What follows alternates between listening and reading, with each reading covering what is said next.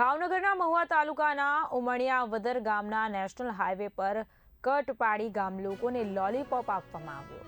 ઉમણિયાવદરના ગ્રામજનો દ્વારા મતદાનનો બહિષ્કાર કરવામાં આવ્યો હતો। તેને લઈને અમરેલીના સાંસદ ભરત સુતરિયા અને પૂર્વ મંત્રી આરસી મકવાણા દ્વારા ગ્રામજનોને સમજાવી બુજાવીને ભાવનગર સોમનાથ નેશનલ હાઈવે પર નજીક કટ પાડી લોકોને રીઝવી લીધા છે। પણ ગ્રામજનોના કહેવા પ્રમાણે આ કટ પાડી છે નેશનલ હાઈવેના અધિકારીઓએ ગ્રામજનોને કીધું છે કે જો આમાં આ કટ પાસે અકસ્માત સર્જાશે તો અમે તાત્કાલિક આ કટ બંધ કરી દઈશું। જેથી ગ્રામજનોનું કહેવું છે કે અમને લોલીપોપ આપીને ચાલ્યા ગયા છે તેવો આક્રોશ ઠાલવવામાં આવ્યો।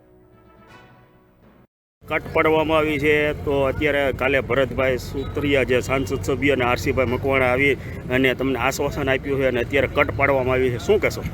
કાલે ભરતભાઈ સુતરિયા અને આરસીભાઈ પૂર્વ મંત્રી અહીંયા આવેલા અને અમને આશ્વાસન આપેલું કે તમને ચૂંટણી પહેલાં કટ આપી દઈશું અને આજે જ જીસીબી આવીને કટ પાડવામાં આવી છે। પણ જે એન્જિનિયર સાથે આવેલા છે એનું એવું કહેવાનું છે કે માત્ર ને માત્ર ચૂંટણી માટે અત્યારે હાલ પૂરતી કરી છે। આમાં કોઈ લેખિત અથવા કાયદેસર આ કટ નથી અને જો અહીંયા કાલ અથવા આજે પણ એક્સિડન્ટ થશે તો આ કટ અમે પૂરી શકશું એવું અમારી પાસે સત્તા છે।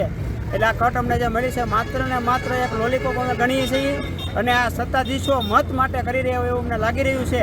તો આ અમારે અહીંયા ઉમણિયાવદર કોંજળી ઉપર જે કાંઈ કટ મૂકવાની હતી એ આજે 2 વર્ષથી અમારી આજે 24 ગામની મહેનત હતી। 24 ગામના આજે લેટર પેડ દીધેલા છે અને 2 વર્ષથી કંચુણી બધા આગેવાનો અને વડીલો મિત્ર અને મહેનત કરતા છતાં આજે ચૂંટણી અનુસાર કટ પાડવામાં આવેલી છે। તો એ કટ અમારે અહીંયા જે કાંઈ ડ્રોઈંગ બનાવેલું હતું અને આપેલું હતું તો આ કટ અમારી ટેમ્પરરી નહીં, અમારી કટ આજે 24 ગામ છે। 24 ગામ ભરતા જેસર સુધીના ગામડા અહીંથી હાલે છે આ જ રોડ ઉપરથી।